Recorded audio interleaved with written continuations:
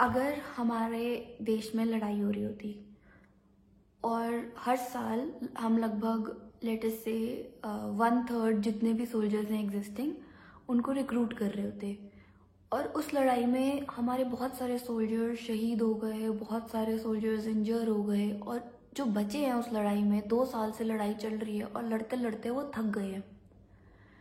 अब जो एक एग्ज़ाम होना है जिससे नए सोल्जर्स आने हैं, अगर आप वो एग्ज़ाम ना करो in the first place and in the second place exam करके उसकी काउंसलिंग ना करो और नए सोल्जर्स बैटल ग्राउंड पे पहुंचे ना,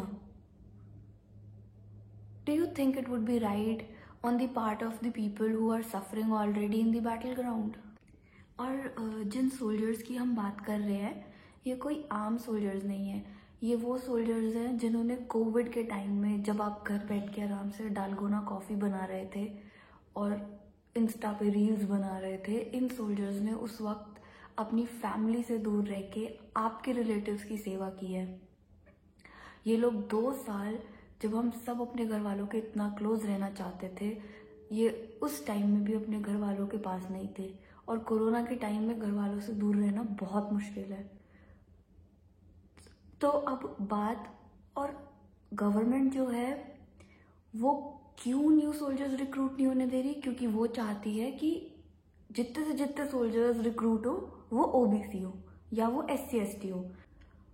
तो जस्ट इमेजिन कि ये इंटरनल पॉलिटिक्स के चक्कर में हमारे बेचारे सोल्जर्स बहुत ज़्यादा सफ़र कर रहे हैं। इसलिए उन लोगों ने थक हार के आज से स्ट्राइक पे जाने की डिसाइड की है और इस बारे में बची हुई वीडियो में मैं आपको थोड़ा सा और बताऊंगी।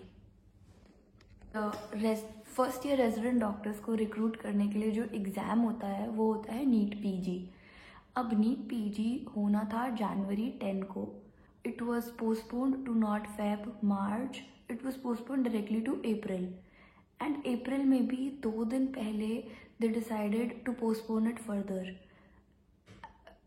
And most of the people, like some people were giving the reasons that they strongly supported the idea because they thought कि अगर एग्ज़ाम पोस्टपोन हो जाएगा तो सब लोग पढ़ने की बजाय रूम पे बैठ के हॉस्पिटल्स में काम करने लगेंगे।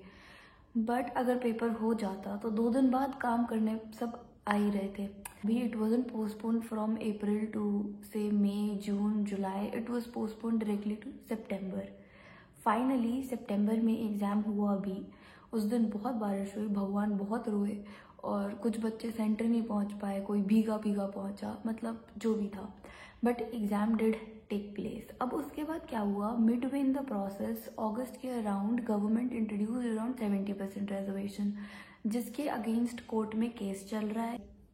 इन my opinion they are doing all of this because there are elections in UP in Feb, and now what is happening is जो वर्कफोर्स थी that is 1/3 people are missing from the workforce. पहले तो first year residents आए नहीं हैं और दूसरी बात जो है, अब ये जो 3rd ईयर PGs थे वो उन लोगों के एग्ज़ाम्स आ रहे हैं। तो बेसिकली जो हॉस्पिटल्स ऑलरेडी मैन पावर से जो hospitals were already low on manpower are running with even lesser number of people. Almost 1/3 लोग hospitals में काम कर रहे हैं, जिससे और वही PG1 का काम लोग 2 साल से करे जा रहे हैं। मतलब कोविड में भी लोग थे, इन्हीं लोगों ने काम किया है, इन्हीं लोगों ने डेंगू में भी काम किया और जूनियर्स आ नहीं रहे हैं। और मतलब इन लोगों ने कोविड में काम किया है, they worked in dengue wards and it has been really hard for them. कुछ लोग 2 साल से अपने घर भी नहीं गए हैं, इन लोगों में से कुछ लोग 2 साल से अपने घर भी नहीं गए हैं। That is probably I guess why the residents are going on a strike from today onwards for a week almost.